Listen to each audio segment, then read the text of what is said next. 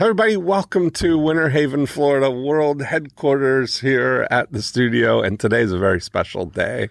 We've got a world premiere of your soon-to-be favorite or least favorite wrestler, Blake Steele. I'm here. He's Thank here. you for having me. Thank you. So I'm super excited. We've never had a pro wrestler on our podcast here. Yeah. And I'm excited to hear about the whole process here and to maybe unpack the Blake Steele story. Yeah. And then, we're a marketing podcast, so I want to make sure we figure out how to make this the best outcome for you. So that'd be great. Tell me the story. What's the Blake Steele story here?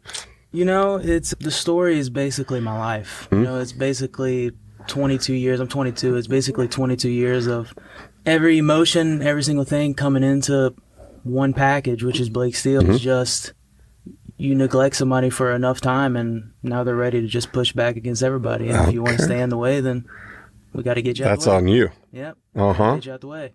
So this is really, how long have you been training for this now? When did you make the decision that this is the path you're going to go on? See, it's weird because I started out and it was my first dream, like as a little kid. Yeah. RKOs on trampolines and stuff. I got away from it and I did boxing for like about 10 years. And then probably about 2.5 years ago is when I was like, this is it. And then whenever I moved to Orlando about 1.5 years, almost 2 years ago now, I went to my first class. The first time I stepped in the ring, I was You're home. This is it. Yeah. This is it. Yeah. That's amazing. And so how big is the scope of the whole wrestling world? Like, what's the path here? I mean, it seems, I remember when I was a kid, it was all about Hulk Hogan. Yeah, and it was even younger than that, Andre the Giant and all the Roddy Piper. Yeah, all these guys, right? It's crazy because it's getting so much bigger so fast now. Like with other companies, I'm not sure if you're gaining momentum. Oh my gosh. Right? Have you heard of AEW?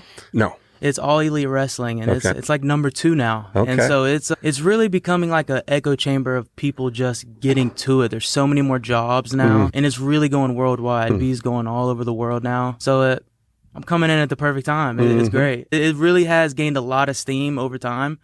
It's kind of crazy because back in the 90s, 80s, it feel like it couldn't get any bigger, but it really is getting bigger now. So what's the path now, like for someone who wants to be like you, a professional wrestler, you're on that path there. Is there an organized like farm system or something like baseball or like, other sports? I played tennis and it was all like on your own, right? So you go, it's 100% a meritocracy tennis, and you have to go and you enter the tournaments and you play and you're individually judged on whether you win or lose. And it seems like in wrestling, there's some politics and some... It is politics. Okay, tell me. So that's my favorite because that's emotional and you can manipulate the system. It's one of my favorite things. And it builds into the story as well.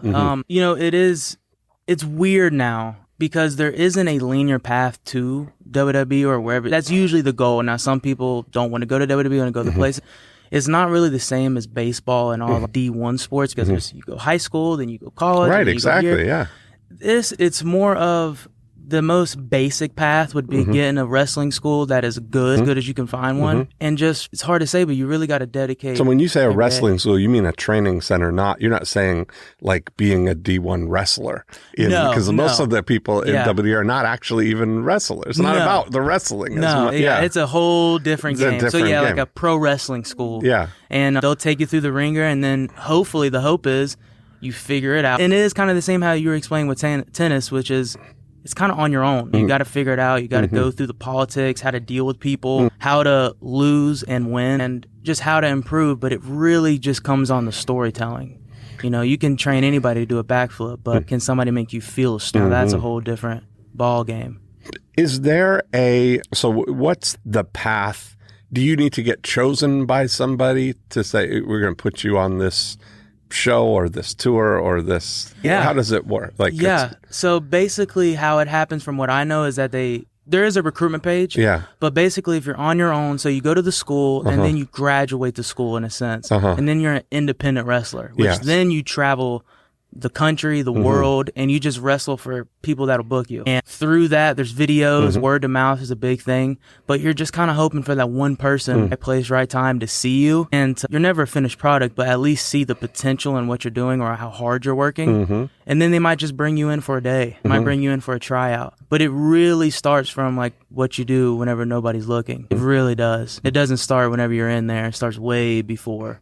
And what kind of things, what do you mean? Like, what's your observation so far when you say is what you do when they're not, when nobody's looking or whatever? It's the most important part. Like, Tell me. In the sense of learning how to storytell, like what even, you know, a lot of the new kids, which are like, I don't know if you're in the NIL deals, the next, and stuff like that. Like, a lot of these kids, they're great athletes, but they don't even know what a story is, let alone how to tell one. And so it's learning what that is. It's learning what's a facial, like what is this? What is even this box that they tell you to focus on? Getting alone is either doing acting classes. Like I did it for so long where I would just look in the mirror and make just your faces. I would say a line. You know, you think about who comes up to mind is The Rock. Yeah, he's like, the best at it. Right? The eyebrow, the looks. Exactly. The greatest storytellers are the ones that don't got to say a word, but you know exactly what they're saying. Yeah. So it's just trying to break down what a story is.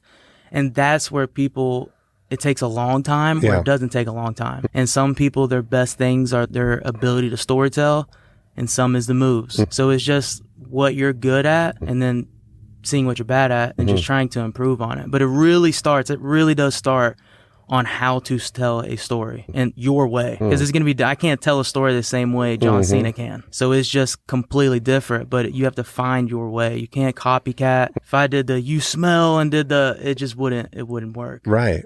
Let's break down some of them, and you maybe tell me what your observation. Like, let's say someone like Roman Reigns. Yeah. Right now. So Roman Reigns. He's the best. Right. We would say the top heel in the game right now. So what are we breaking down about him compared to, say, CM Punk or? Yeah. Okay.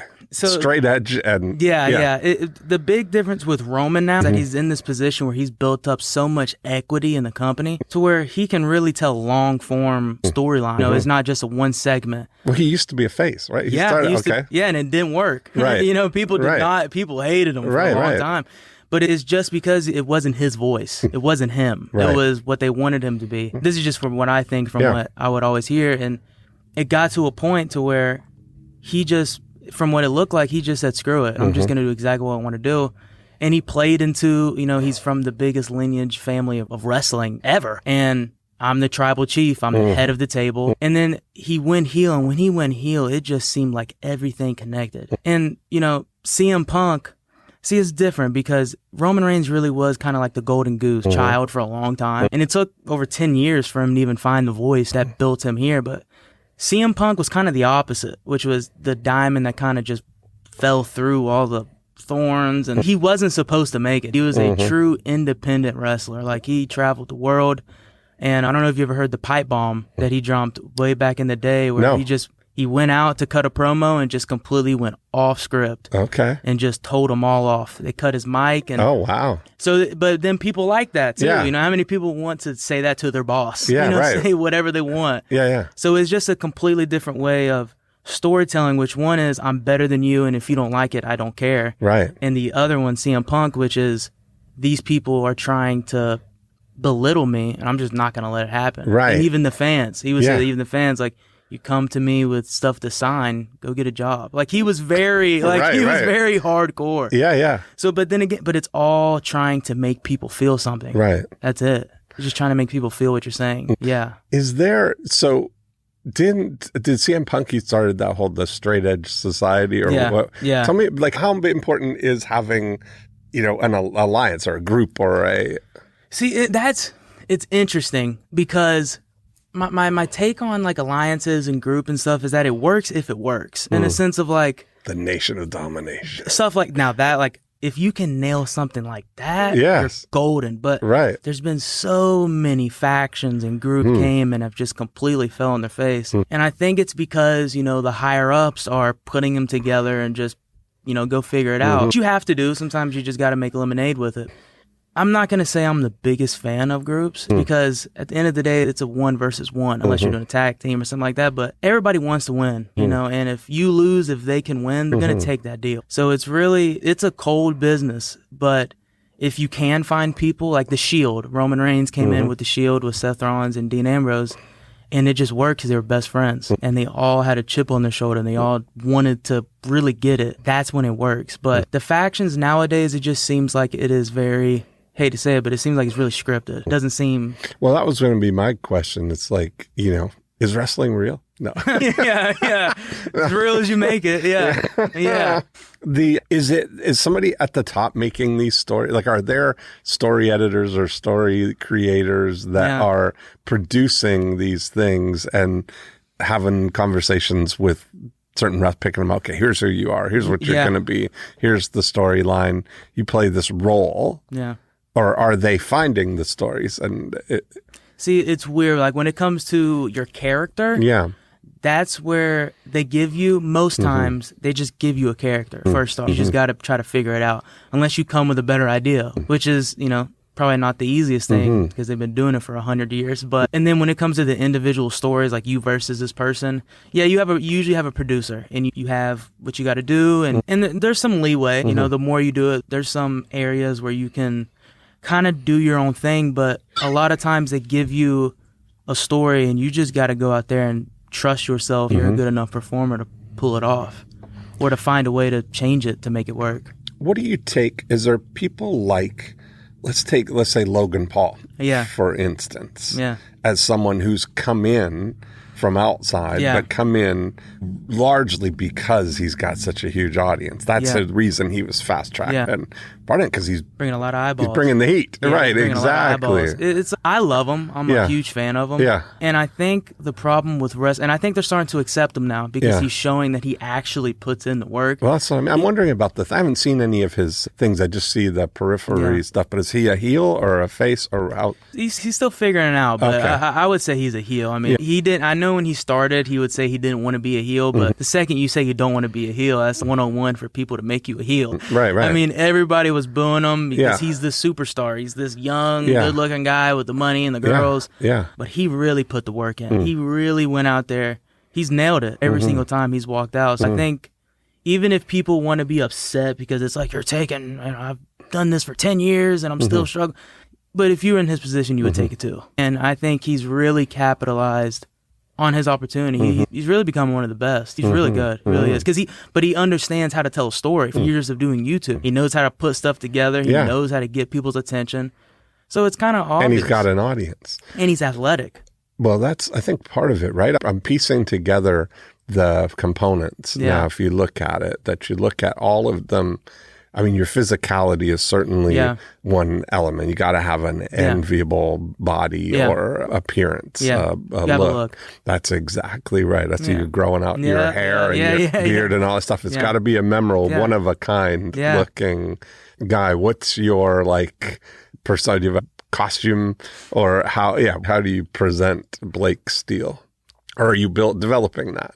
I am developing it, but it's pretty much done in a sense of who he is, because it's not really a character. It's just the dial's turned up. And it's so cliche and it's kind of cringy, but it's just violence. Like, people really, if we got into a fight, you're not going to do a backflip and kick me in the face. You're going to punch me in the face. It's violence. People let everything else aside, people understand what a fight is, regardless. Whether it's in high school and people are crowded around a fight, people know what a fight is. And so it's just putting that on display. And people can also tell when you're acting. It's not real. And who's really out there putting in the work, or who's really out there, what wrestlers say, laying it in.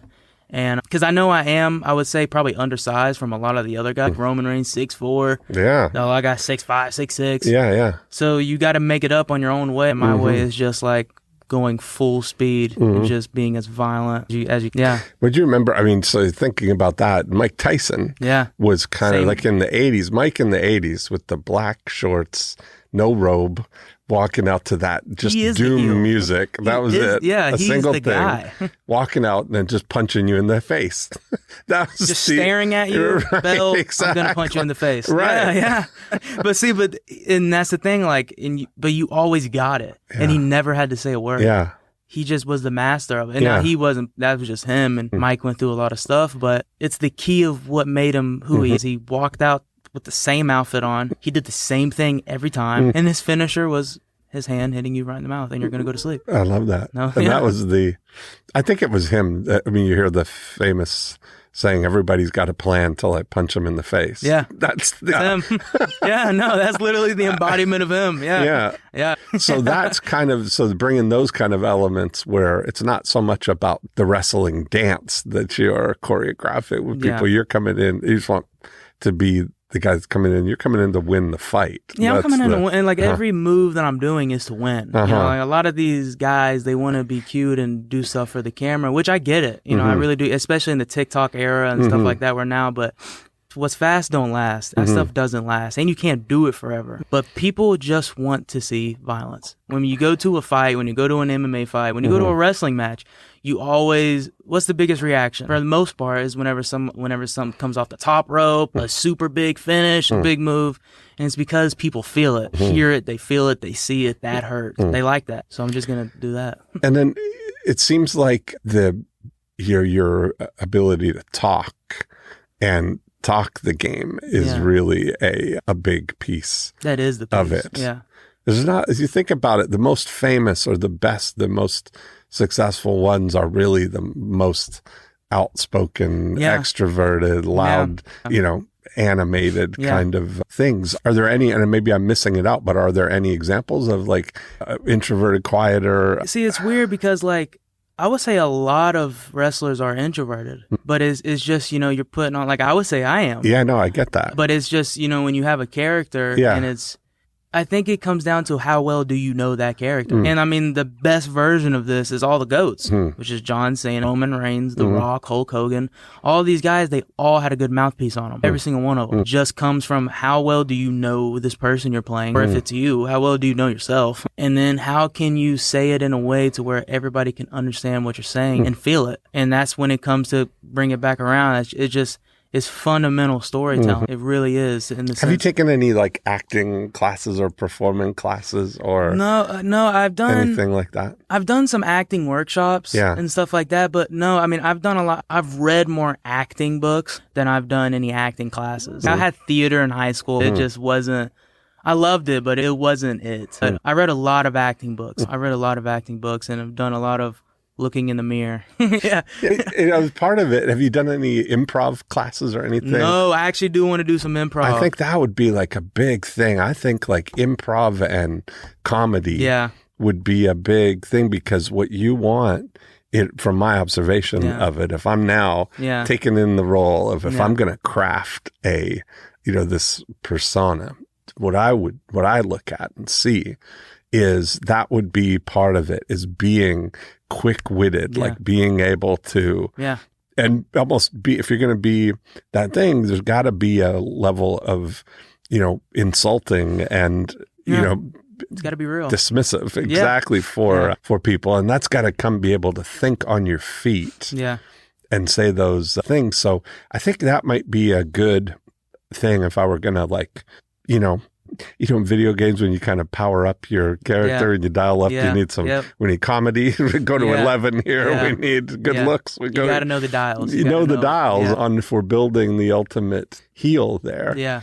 And it feels like improv would be a good thing, because I know reading a book and looking in the mirror there's a great book. You can't learn to ride a bike in a seminar. Yeah. Something that, right? You got to get on the bike. Yeah. And then at some point, and to piggyback on the improv, like most of our promos that we do in class are improv. Most of it is, the 5 whys, and then, you're here, you're wrestling him, here, go. You got 30 seconds to think about it, and you just go. So it is a lot of improv. And even when you're out there on live TV, it's, a lot of it's improv. And stuff just happens. You got to know what to do. Even in the physical side of it, if somebody gets hurt or if something happens, you can't just sit there and be like, you got to know what you got to do.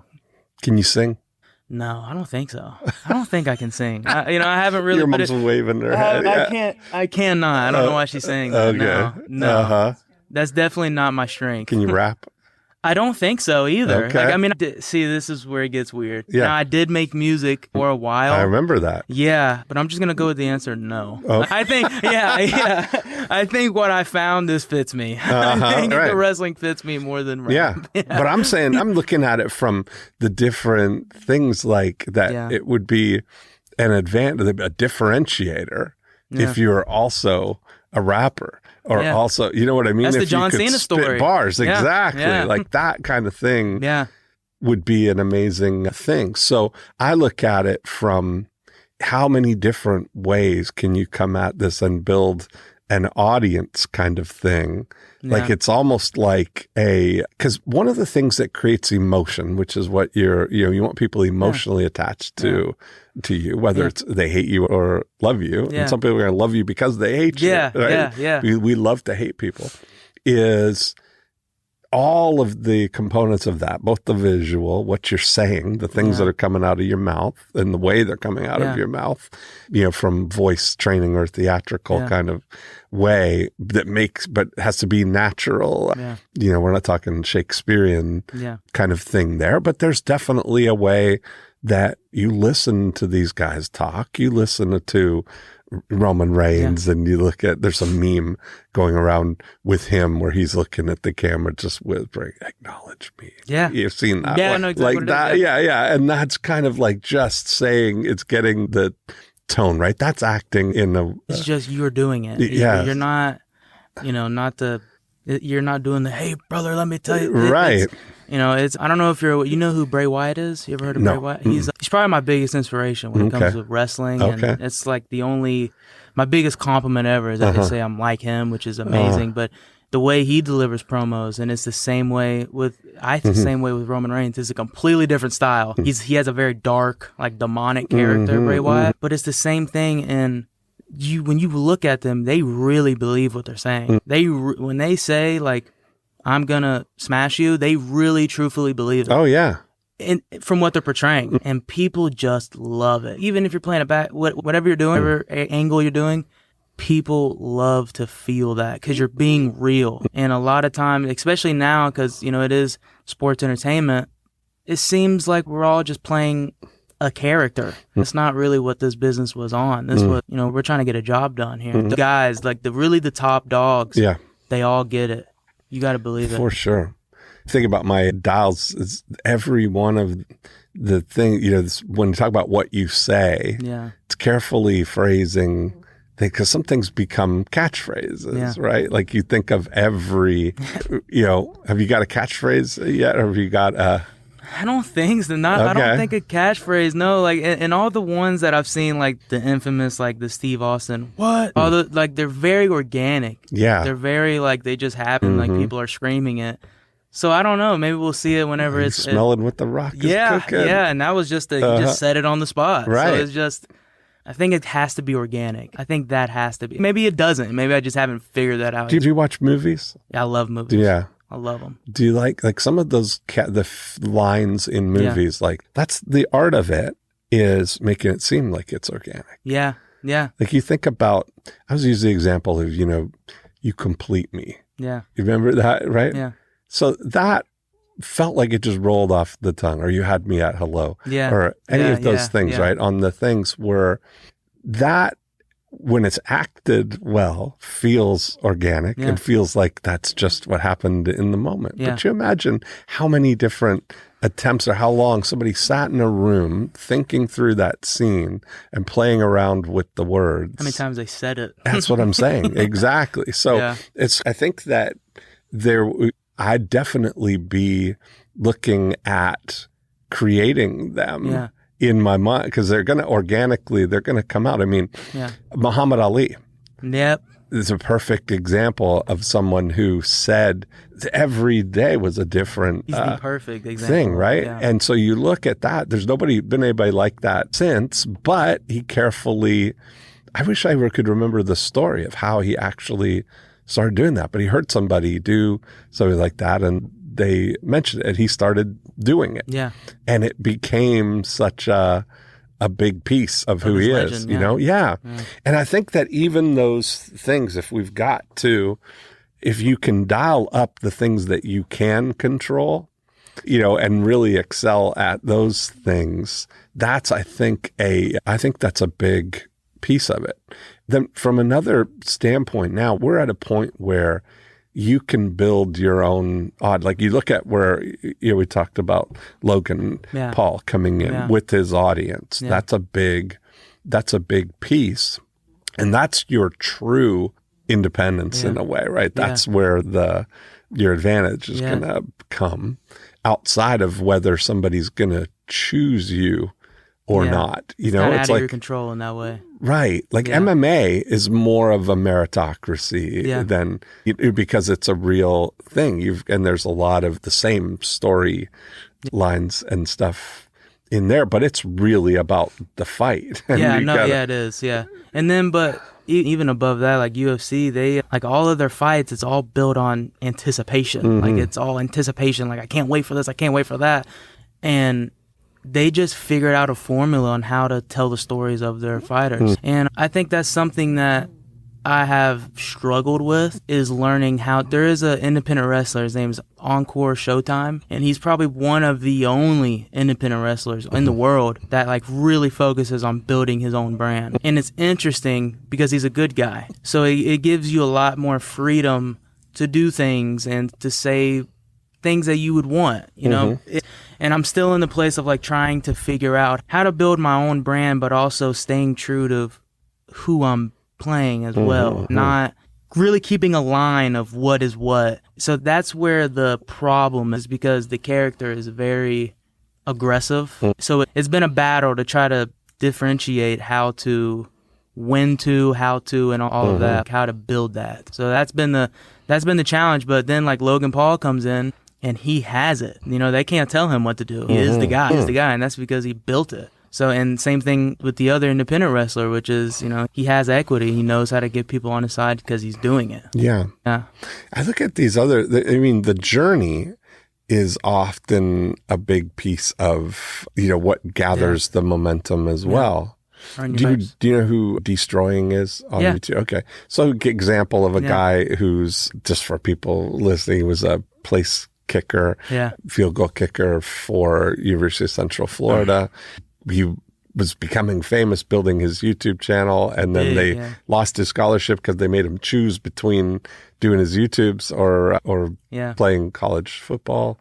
And so he stopped that. Now NIL stuff comes in where they allow this. He was kind of one of the cases of why that needs to be allowed. But anyway, following his journey of trying to get into the NFL, that's kind of there's a lot of stuff of having people follow that journey along with you. And I think that the fear might be that if you let people in on the story, that's kind of going to, there's a little bit, I think that there's so many people, so much audience, that the people who are rooting for you or the people that are following along with the journey, that's one pack, but it feels like that they're going to feel like they know the inside story of how you are approaching the rest of the world, right? So that kind of an audience building, I don't know, that's how I might look at it, like that of... No, that's right. And I mean, there is I'm not sure if you know who MJF is. He's another wrestler, but he's probably the best heel in the business, like of all professional wrestling. And he lives it. I mean, it's like Undertaker in the 90s. He lives it. There ain't a video on him where he's not fully in character, but it gets harder. Well, I think that's riskier in that if you're going to live that, I think part of it is that you're waiting for somebody to point you to the position. Somebody has to buy into it. You get a thing. But if you get a whole army of people who have already bought into it, and you're bringing your audience with you, it seems like a way of getting all the benefits. So if you were to say, like, if we were to wave a magic wand and, it's 3 years from now, then what would have to have happened to make you happy with your progress or with how it's... Be or bust. Okay. That's it. Right. So there you go. So we're working backwards from that. What does that look like at the WWE level? What does that mean for you? Like what's your calendar, your days, your months, your years look like? How much money can you make? Doing it? Like being in there? Yeah. Oh, I mean, it's pretty much a 365 calendar. I think the actual calendar, I think they travel for 4 days, 5 days, and home for 2. But with traveling, you're basically gone all the time. And I mean, you can make $100,000 up to $10 million. It's just what you can bring. But you kind of touched on already where you have to, especially with the WWE audience, they don't like outsiders. Even if you are a wrestler, you are coming in from the outside. You have to earn it. And so 3 years from now, love to begin to start it. You just got to pay your dues, which is just in and out every day, just trying to figure out a way to connect to the audience. And it's a lot easier said than done, but 3 years from now, definitely WWE or bust. But that's been the goal since I started, though, was WWE or bust. Like 2.5 years ago, it was never, and people might not like it, but it was never to just be an independent wrestler. Right. That's not the goal here. Right. That is not the goal. And there you go. So that's good to know, because that's what I was kind of going. Is it the actual, do you look at is there alternate paths, or is there a way of building that audience? But if it's straight like tunnel vision for WE, then where there's probably only a handful of people that really need to be in proximity of that are going to really make that happen. Yeah. And I mean, who's making those decisions? How is that?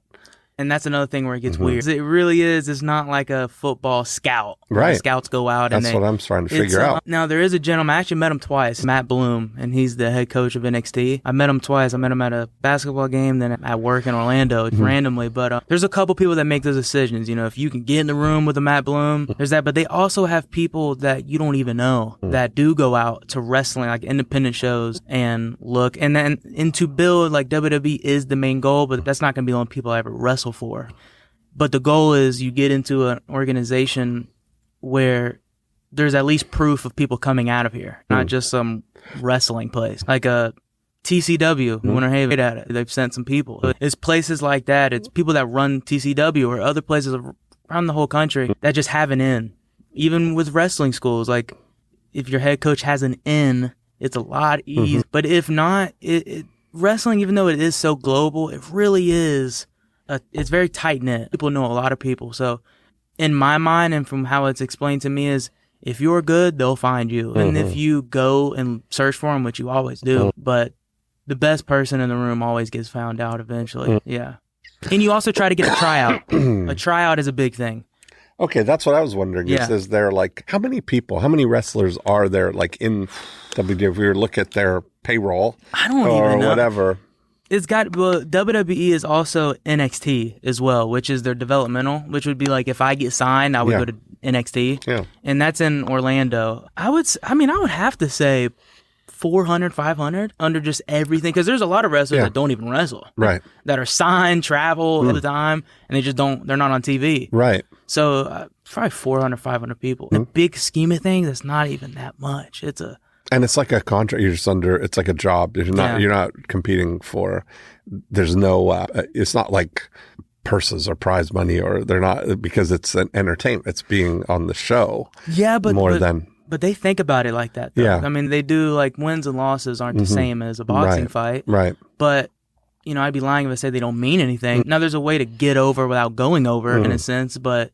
And then it's all positive. All, you want the next person's stuff, even though that's such not a healthy environment, but it is the environment. If you want that person's slot, they have 5 minutes of TV time and you get none.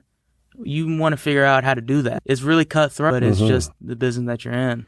And so part of it, when you think, I always think from the standpoint of what's their goal when you look at, so if I was looking at the WWE, looking at their goal, their revenue is building audience, selling merch. If somebody like has when you're on WWE, let's say that you do have a catchphrase and you've got a logo and you've got t-shirts and things, that all the merch that's on there, is that driven by WWE or is it independent? Now, like whenever you're in the WWE, like the merch sales and stuff. Now, I know, and I think that comes in just how you negotiate your contract. Like people like Roman Reigns, 100% get a piece of that. But then some other people, they don't. Like there is some wrestlers, and I don't think it's a good idea either, but some wrestlers say, I don't care if you buy my merch. I don't get any money from it, which I think is a pretty stupid thing to say. But there's ways to... You just got to find a way to add value. Why would they give you a piece of your merch? That's really like why would they do that? So that's part of the thing, is where I was saying about building an audience ahead of time, is coming in with your audience and your merch. And then leverage. It's almost like they can't deny you. They want to be in the Blake Steele business. Now they want you to get a piece of what you've got going on and just amplify it. Right. And also it's ticket sales. Yeah. Like, that's what I mean. But that's part of why Logan Paul is going to sell tickets, because people are going to come to see him. He's already sold, KSI and the fights that they did. They've already proven. He wrestled Roman Reigns. That's it. Yeah, exactly. He wrestled Roman Reigns. And so you look at that, and because he's coming with his audience, there's probably, and that's so much of it as a differentiator, right? Like if you just take away, if we go down the checklist, we take the physicality, he's tall, he's muscular, he's good-looking guy, unique-looking guy, all of those things. And he was a wrestler in high school, so he's athletic. He's all those things. But that's not what it's about. That's not, there's a million of those guys that are competing. Like if you look at it, there's better looking guys who are more muscular, who are faster, stronger, all of those things that are technically probably better at the craft of wrestling. But the intangible things that he's bringing with him are that cockiness, the being able to talk, being able to tell the story, to be, he's used to being the underdog kind of thing. Yeah. Absolutely. And some dudes just know how to turn it on when the red light's on. And that's a big thing, especially with him. I mean, the nerves that he must have faced going into WrestleMania, all these different things, massive people that are so much better than him at wrestling. People want to see him. I mean, of course, people want to see him lose, but it's really above. Some people, performers perform. That's what I always say. Like, if you're a performer, you perform. You don't perform, you're not a performer. Is when the red light's on, some dudes just know how to just do it. And he's one of them, where it's just, when the red light's on, I'm where I'm supposed to be. Yeah. And he's nailed it. He really has nailed it. And I don't think a lot of other people can do that as well. I mean, it took a lot of balls for him to come into a whole new job, career path, and just knock it out from the first get-go. So that just shows a lot about who he is, a person. Entertainer in all categories. I look at the whole, just that entertainment element of it and the audience side of it. And I started saying about, if you take the elements of the look and what you say and how you say it and the words that you choose to say that convey that story. But then there's also the things of what could you package that in, that, like, I look at, start to think from a sensory standpoint. What's the soundtrack of Blake Steele? What's the, when you look at it, so is it dark? Is it, so what is some heavy metal? Yeah, that's what I'm saying, right? Yeah. So like imagine if you could. And I think there's a real place for this. Do you know, in video games, that's been a big breakthrough for a lot of bands, that they get on a video game in the building, where that's the soundtrack of the thing. Yeah. And that breaks them out, because people are like, that's great music. So they become, I think that's Sum 41. Yeah. Got started like that. I met the guys from Five Finger Death Punch. Oh, really? I love that band. I listen to them all the time. Okay. Yeah. Playing with those guys. But that, you look at the thing, I wonder if there's it's kind of like building the environment, the world, the universe of what is the Blake Steele verse, Yeah. And that soundtrack that's playing in there, the look, the colors, the logo, the lights, everything about it, creating this thing. Maybe you could be a death metal singer or something, you know? Try. Yeah. Give it a try. But if you Lorna were Shore? Yeah, start screaming like Lorna Shore. Right, exactly. But that's like transferable, right? Yeah. That kind of thing that you're, that there's that kind of anger. Yeah. If that's the thing that's conveyed in music. So the people that are doing that. So, I mean, I wonder if it's even that the official band of Blake Steele is this, that you're aligning yourself. Bam Margera and those guys, the Jackass guys with the guys from Sweden or Finland, all the death metal guys there. That's, that alignment kind of thing. That's interesting. Yeah, it's really important, and it's something that I've focused on too. And the reason I haven't said what the song is just because of trademark stuff. I know what'll happen there. I do have a song, and I think it fits me really well, but it really just depends on trademark. If the company I'm going to work for even allow, even if I handle all the trademark stuff, seeing if it's allowed. But I mean, I think it's really important. It starts from your entrance song. It's the first thing, I think one of the biggest mistakes is just expecting people to know who you are.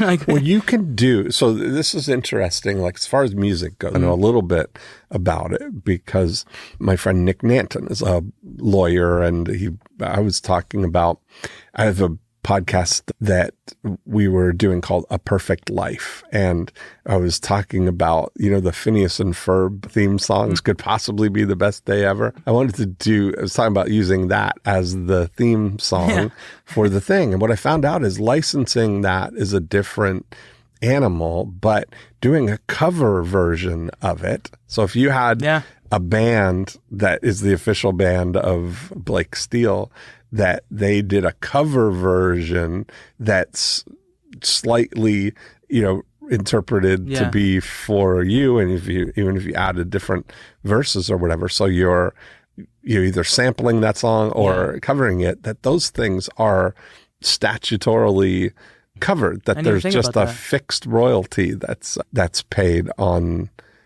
sales and stuff for that. So, and even if they knew, like, this guy's kind of buying our thing, it would still be okay.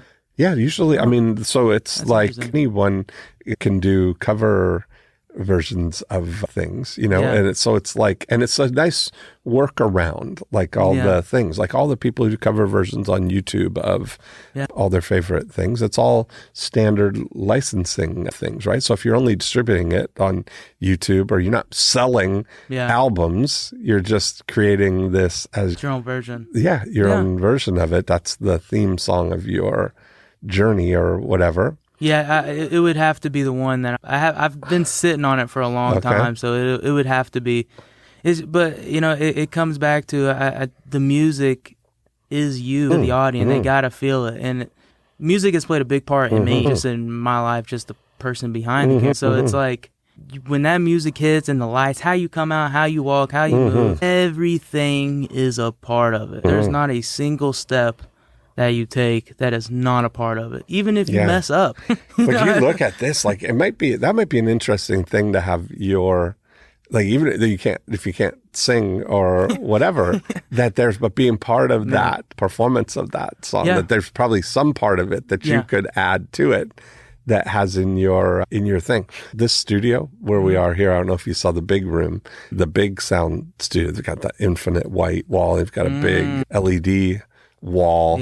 And I was in here one night. Juan, do you know the name of that band that was in? No, I don't remember. But they're like they're a death metal band, and all the imagery that they had on the back things. Yeah.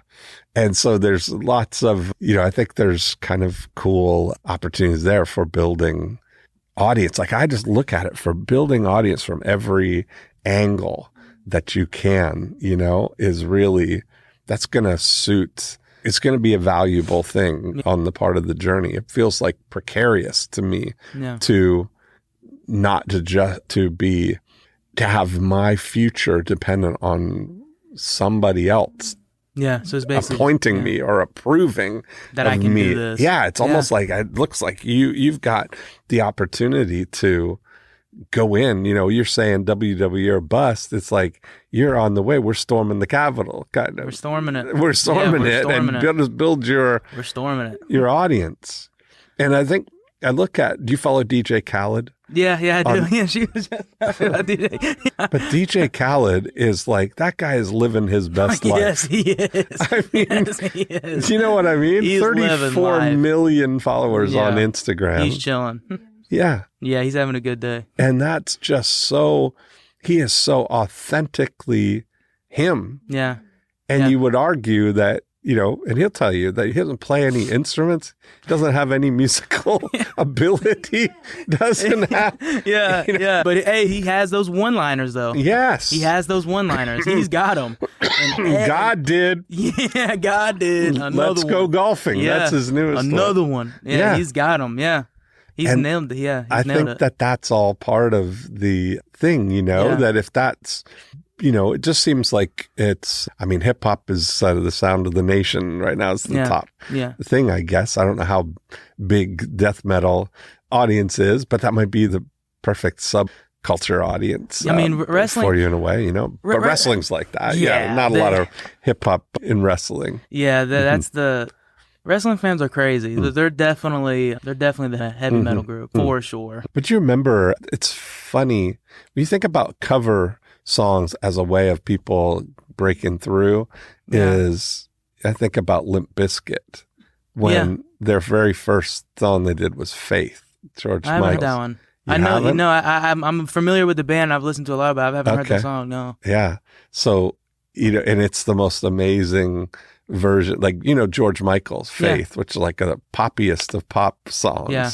Well, they did it imagine it done. Oh, they redid it in their own way? Yeah. Oh, that's imagine dope. it as death metal of him screaming, you gotta have faith. Yeah. And I found out who Limp Bizkit was from Tampa Bay Lightning. Every time, I forget when it was. I don't even remember how old I was, but they were Rolling. They were big before you were born. How old are you? 23? 22.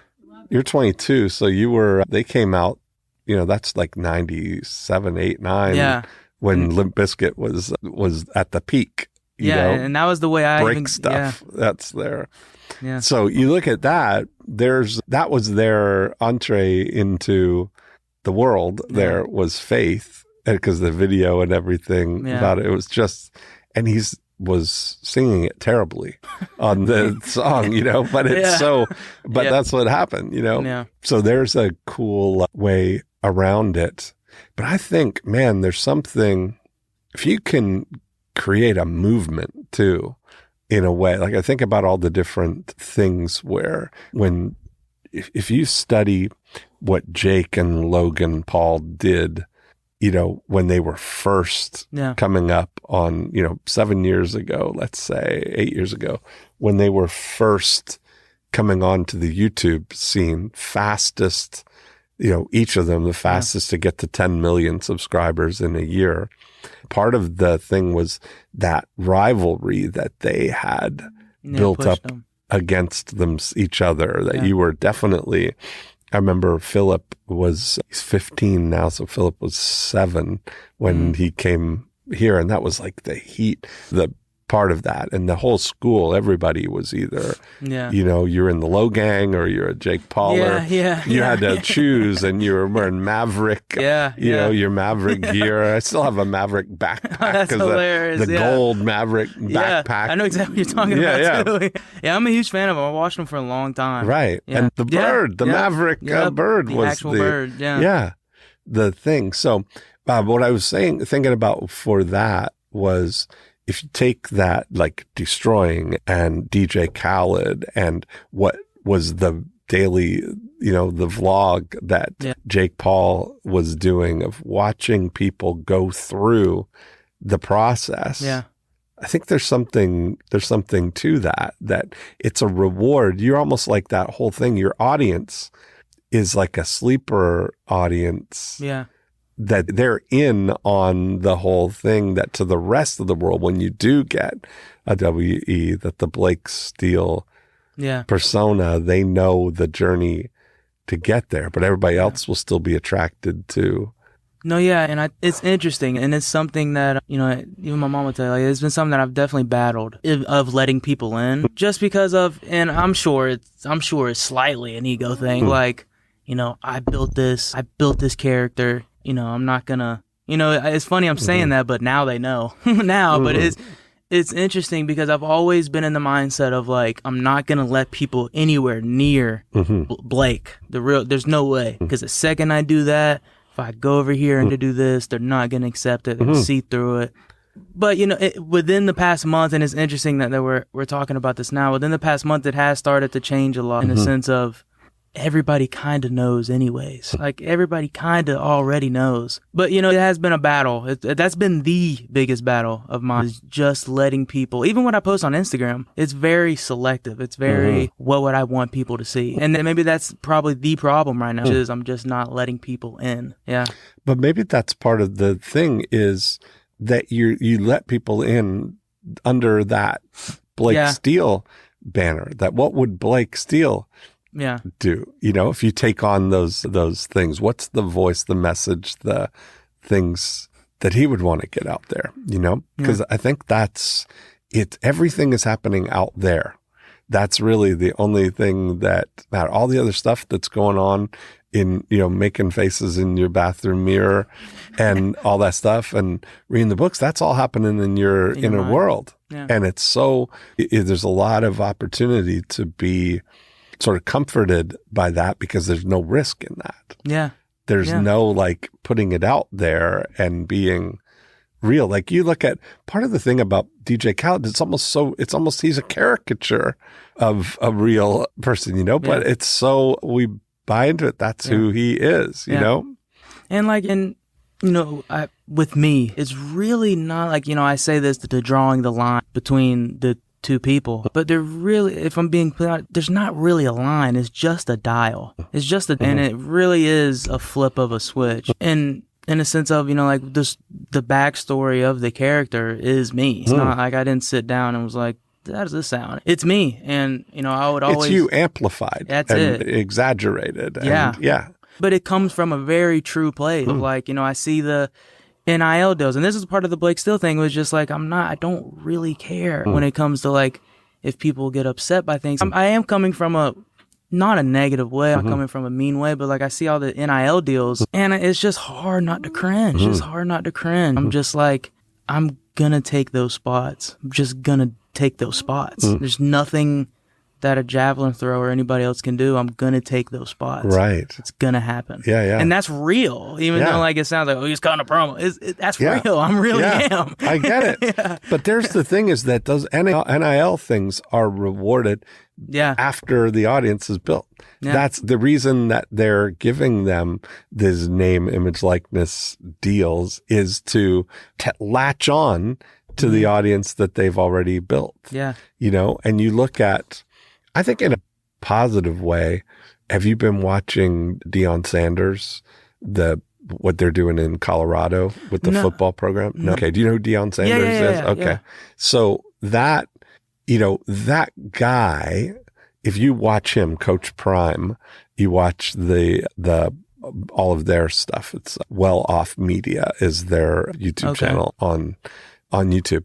That, you know, from the moment he came to college football, started out at Jackson HBCU, State, HBCU, but he, you know, turned that program around, went undefeated, you know, and then in 3 years, then completely revamped that program. Then now he's in Colorado, taking over a team that was 1-11 last year. And now there's no doubt, this is those things. I read a book. There's a great book called Overachievement. And it's by a sports psychologist in Houston. And one of the things that he said that I thought was really interesting, in his observation of overachievers, one thing he's noticed is that they all have what he calls irrational confidence. And I thought, what a great combination of words, right? Like our irrational confidence is who's to say how much confidence is rational? Yeah. Right? Like who's rationing out the confidence? Yeah. So that, wait a minute now, that's too much confidence. Yeah, you're 2% over. Yeah. Who's saying that you can't dial the confidence up to 11? And is it like, I think about it a lot like the luck factor, that there was a great book called The Luck Factor too, that was scientifically people who consider themselves to be lucky tend to be more lucky. And the reason is simple, because people who consider themselves lucky put themselves in situations where luck can pay off. Yeah. People who don't consider themselves lucky, they don't enter contests. They don't buy lottery tickets. They don't buy things where luck could pay off. Yeah. You know, and so I look at these things that what you're saying, you know, I'm coming for them kind of thing. People want to see people taking action and getting stuff, right? Like for everybody who you're the guy going out there. I know, as I'm thinking about like all these people who are kind of like really authentic, like I'm your avatar kind of thing, that people live vicariously through people like DJ Khaled, like I think about Kevin Smith, the movie director, you know, that he's really built a great bond with his audience, but he talks a lot. He does, you can say, you know, people argue he doesn't make great movies, but he makes great movies that his audience loves. Yeah. Yeah. Just having that connection. Yeah. Yeah. So what's the action plan for a guy like Blake Steele here? I've been fascinated by kind of just exploring it here. Next month, I'm actually switching schools and I'm going to Devon Dudley Academy. I don't know if you know the Dudley brothers. We're one of the greatest tag teams ever. And Devon, he's the head coach there. And, you know, perfect world, what I want and what I will do is my debut. I would love it to be at the end of this year. I want it to be in Winter Haven, and I want to sell more tickets than anybody that's ever came through Winter Haven. There you go. And that's the start. And if that doesn't put people on notice, we'll just do it again. And if that doesn't put people on notice, I'll do it again. Yeah. And at some point, if I just do it every single day, with just the mentality of just trying to get better, all the 1% every day thing, I don't think about it. Just every day. I don't believe. You know, say about U2, there was, you know, U2, the band, there was a great movie called Killing Bono. And it was telling the story, but they were dubbed as the second best band in Dublin. That when you think about it, like growing up, it's about the rivalry between them and the other band that was starting up. And U2 was the second best band in Dublin, but they went on to make it. And it's a funny thing.